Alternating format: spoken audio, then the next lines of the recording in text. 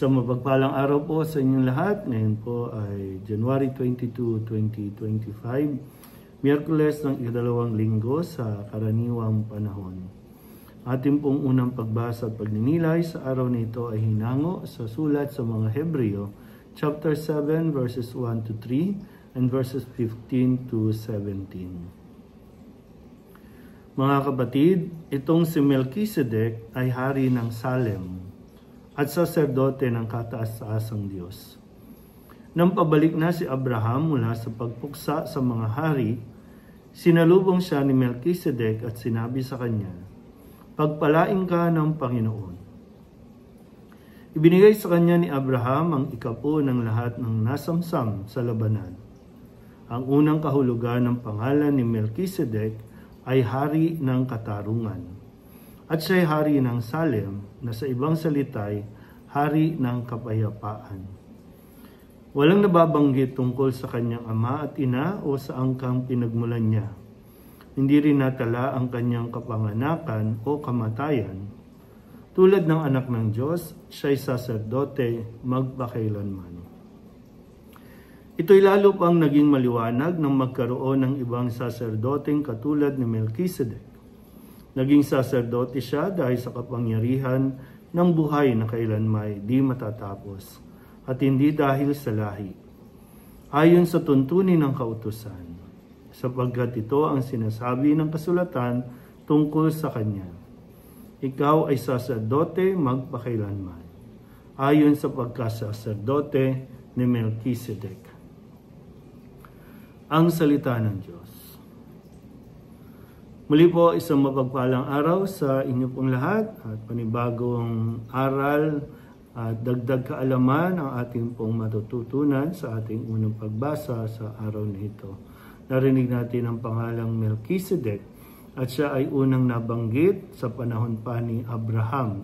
Dito nga siya yung pinaghandugan ni Abraham ng handog ng mga ikapo ng mga nasamsam nila mula sa labanan. At ito ay tinanggap ni Melchizedek, kung kaya't ipinagkaloob naman ni Melchizedek ang pagpapala ng Panginoon sa kanya. At ang pagpapalang ito ay walang katapusan. Ito yung pangako ng Diyos kay Abraham dahil nga sa kanyang katapatan sa ating Panginoon. At maganda rin na ang sinasabi, ang kahulugan ng Melchizedek ay hari ng katarungan at si Melchizedek ay mula sa Salem at ang kahulugan naman nito ay kapayapaan. Kaya siya ay hari ng kapayapaan. Kaya kung maalala niyo yung pangalan, Jerusalem, ay kahulugan nito ay kapayapaan. At maganda rin na sa puntong ito ay ating maipagdasal, alalahanin natin ang lahat ng mga pari sa kasalukuyang panahon na tinatawag natin na dati saserdote, ngayon ay pari na nagmula pa sa pagpapala ng ating Panginoong Jesucristo nang ipagkaloob niya ang kapangyarihang ito sa mga alagad at ang mga alagad naman ay nagpatuloy na ipasa ito sa kasalukuyan nating panahon na tayo nga ay meron ng mga pari na gumaganap sa ginagawa ni Kristo o ginawa ni Kristo. So, kung tutuusin po, bagamat meron kayong pari na nakikita sa altar, baka isipin natin, binili ni Jesus, gawin niyo ito sa pag-alaala sa akin. Bilang pari o saserdote na naghandog at siya pa rin ang handog.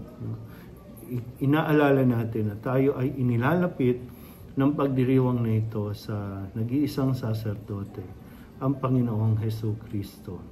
Kaya anuman kung sino man po ang kakilala ninyo, nababalitaan ninyo na nagkakaroon ng krisis, pinanghihinaan, medyo nababagot na sa kanilang ministeryo o ministry ng pagkapari, ipagdasal natin sila.